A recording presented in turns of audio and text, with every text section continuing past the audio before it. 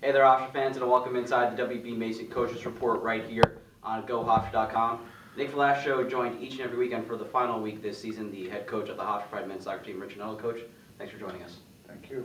2 games this past week. Let's look at the first round matchup against Lehigh first. 2-1 victory, trailing after the first 20 minutes. Second half comes around. Ruiz gets the game tying goal. Overtime, Daniel Massey ends up getting the game winner with a few seconds remaining. Just take us through a hectic last Thursday. Yeah, eventful game. I think, as we all know, weather affected, and it was, I thought, a beautiful game in terrible conditions. I thought Lehigh contributed greatly. You know, the feisty team, they got a goal up, you know, from probably, if you were going to be honest, from a little bit of a mistake on our part. And then we were chasing the game, and I think it was great action. I thought we played quite well in difficult conditions. I thought in the first half it was more a 50-50 game. I thought the second half we dominated. Of course, you worry as a head coach, are you going to get the goal? And we managed to get the goal with a lovely strike from Mario Ruiz. And then in overtime, we were fortunate to get we win the coin toss.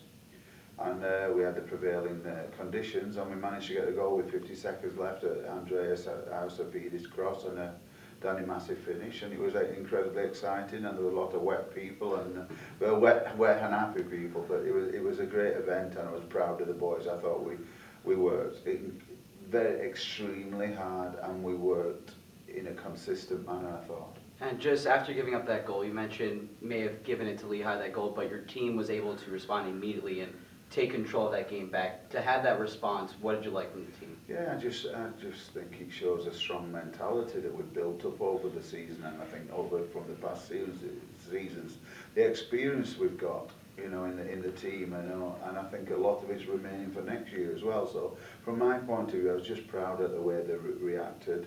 They kept, kept working hard, and essentially the hard work paid off. Let's look at this past Sunday, round 2 against Georgetown at Georgetown, the number 3 seeded team in the nation. 3-0 loss, but essentially the whole game, it was a 1-0 game. They get an early goal. Red card comes at the end of the game. They ended up adding 2 more goals to the end of that, but a game where some close opportunities, but nothing to really tie the game or at least get the result that you wanted. Yeah, I thought we were outclassed the first 25 minutes. I think Georgetown's the best team we've played in a long while, and we struggled to adapt and to cope with their creativity and the way they passed the ball. But after that, we changed a few things around. I think Lehigh came on and did a wonderful job with their number 9, stopped him getting as much of the ball. And then from that point of view, we got back in the game. We didn't get on top, but we got back in the game. We could have equalised just before half-time, and we didn't.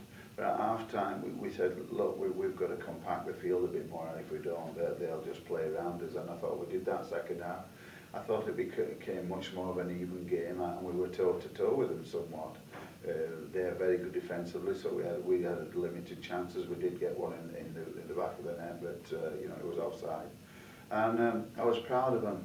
Just weren't proud with our reaction the last 15 minutes when the guy, a moment of madness has probably cost us a chance at the end of the game.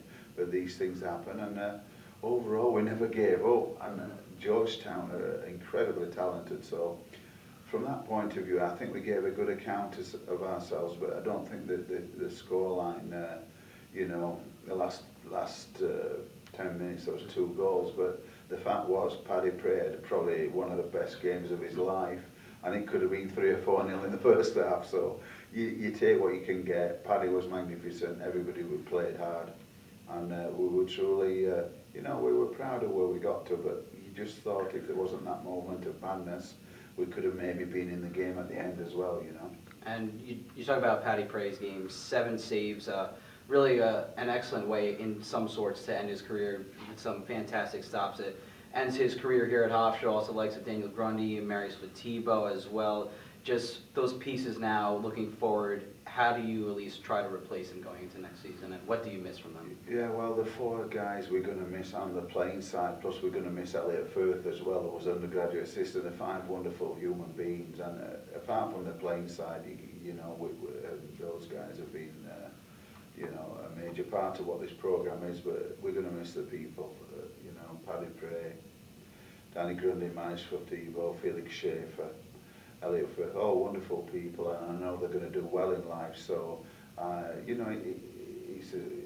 hopefully just the next step in their lives, and hopefully they have fond memories of the programme and what we achieved, and they went out on a high note. So I'm very happy for them, and I'm very happy for the programme, and wish them all the best, you know.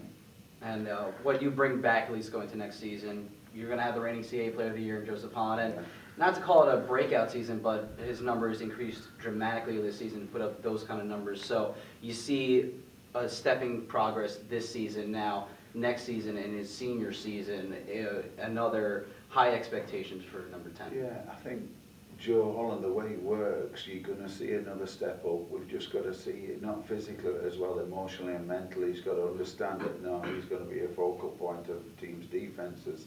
And I think you saw it against Georgetown a couple of times. Look, he's getting a lot of attention. Surrounded by 2 or 3 players, he's probably got to release it a couple of times a little bit earlier and then get on to the next ball a little bit, you know, in the next gap. But he's incredibly hard-working, and I think, you know, we're going to see a step up there.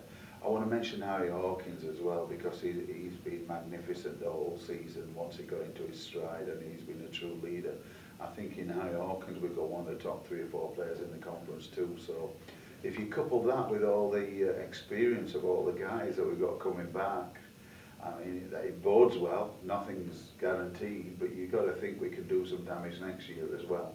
Those are some of the upperclassmen, and some of the underclassmen really stepped up this season as well. As Shinati, Yeah. 6 goals this season. Daniel Massey, just a freshman, he contributed, gets the game-winning goal against Lehigh. Yeah. So, including those veteran players like you mentioned in Holland and Hawkins, you do have this young core that you also see that made some progress as well this season. Yeah, Rory Murphy, Sean Nealis, John Fraser, they're all Mario Ruiz, Manny Wattlecott, we can go through Danielle, yeah, hopefully, you know, they've all had a lot of experience.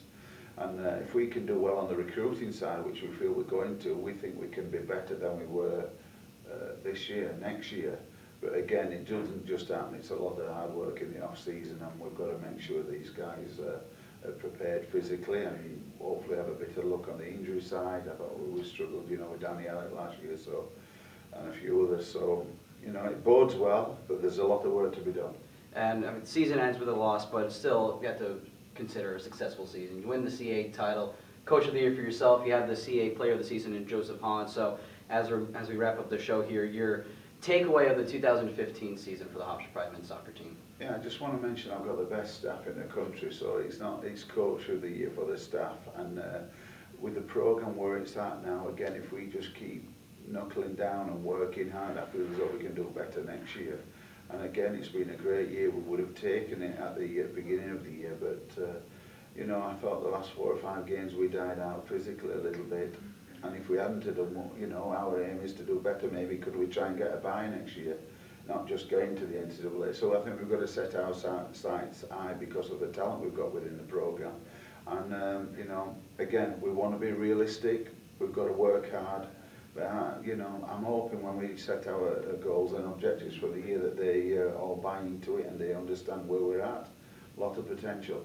He's the head coach of the Hofstra Pride men's soccer team, Mr. Nuttall. Coach, thank you for a fantastic season. Thank you. Best of luck in the recruiting trail, and we'll see you back in August. All right, we'll see you next year. Cheers.